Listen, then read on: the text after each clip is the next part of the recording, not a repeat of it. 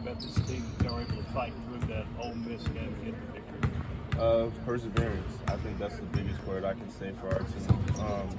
We're going to go through adversity. We know this just because it's the SEC, and we know how much of a challenge that is to be in this conference. But I think our biggest quality is having that perseverance, sticking together as a team when stuff gets harder, and not, the opposite way. So I think we knew going into that game that each game we play is going to be like this, and it's going to be tough like this, no matter what the record is. But we know that if we have each other, we stick together, we can come out with the win.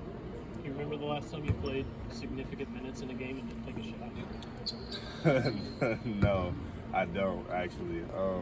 I haven't really been paying attention to just how many shots I've taken each game, but just from what I can remember, I don't remember the last time that I, hasn't taken any shots and played that many minutes. Rick and Santi were both talking highly of you the other night after the game. What does that say about where your game is? If you're not taking a shot, you're still effective. I think that like you said, and like they said, I can affect the game in many ways besides just scoring.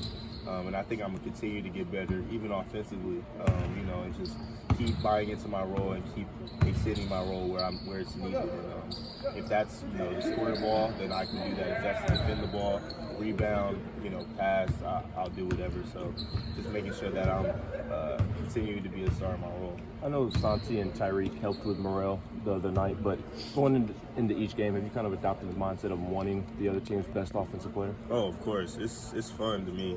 When you have a player that's as good as Morel and you go in there and try your best to defend that player and at least keep them below their average, but to go as far as to keep him that low is great for me. And he's a great player, like I said before, but, it's always exciting for me to go in and try and lock somebody down, especially one of the conference's best. Are you having that conversation with the coaches, telling them that you want the other team's best offensive player, or is it kind of unsaid at this point?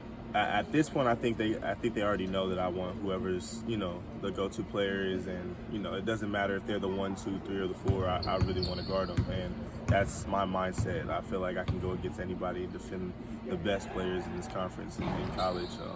That's where I hang my hat on. So I think they know at this point that I want the challenge. When do you think that happened? Like that became an unspoken thing? I think probably the beginning of this year. I think last year they knew that I was capable of doing it, but as a freshman, it's a little bit harder to stop picking up fouls and little stuff like that. So once I kind of learned the flow of the offense and the flow of how the games are supposed to be going, I think I picked up a lot of good habits, and I think they seen that in me too. So just knowing that, when it comes to game time, that I'm ready to defend whoever. Have you always liked to defend? And you talked about embracing the role. Was it an easy role for you to embrace because you've always prided yourself on your defense? Or is this one of those things where you were like, okay, to get on the floor, this is my best way, my best avenue to get on the floor, so I want to embrace it? I think throughout all of high school, middle school, I love defense. I love just what comes with it, just knowing that you were the person to be able to stop a great offensive player. And of course everybody loves offense. I love playing offense, I love scoring the ball, I love all that, but defense was something that I really enjoyed, and coming in I knew that was something that I was going to keep as my mindset and something that I hang my hat on. Did you learn to be a better defensive player at Tennessee? I think so. I think they've shown me a lot of defensive principles that I've continued to get better at. And I think I just become a better defender in different ways. I've always had the grit and the heart of being a great defender, which I think is the most important thing. But I think they've shown me little details on how to get better as a defender. Why did you like playing defense in middle school? I mean, most kids, they go out on the playground, it's horse, they want to see how many shots they can get up. Why did you at a young age like defense? I like seeing people frustrated, and I like seeing people frustrated because I'm defending them. I love seeing that just because basketball is, you see a lot of people comfortable when they're scoring the ball, and to be able to disrupt that and knowing that I did that is something that I enjoy. So if I can go into the game and frustrate somebody, I'll take that 10 times out of 10. Who on y'all's team makes the most fix-it plays? Oof, he's besides me.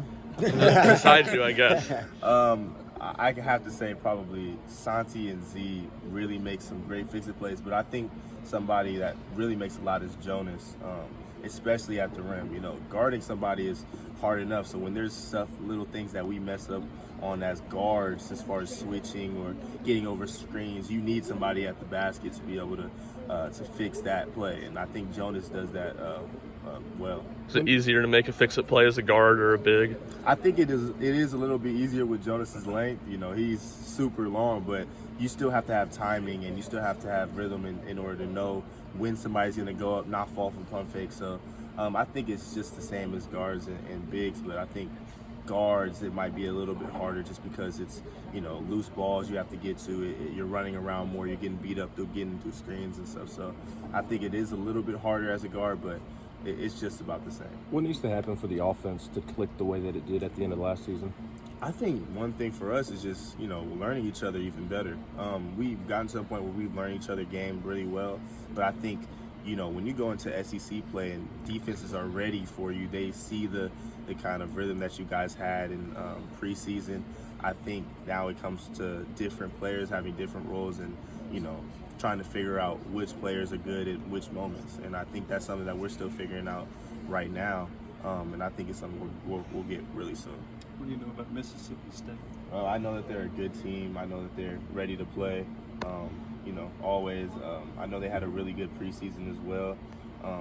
And I know they're coming to want to beat us. So that's all I really need to know about them, and I'm excited to play against them. You know who their leading scorer is? I'm pretty sure it's Tolu Smith, but he's a good player, and you know, like I said, I'll be happy to guard him if I have to, or anybody on the team. So, you know, whatever happens, I'm with it.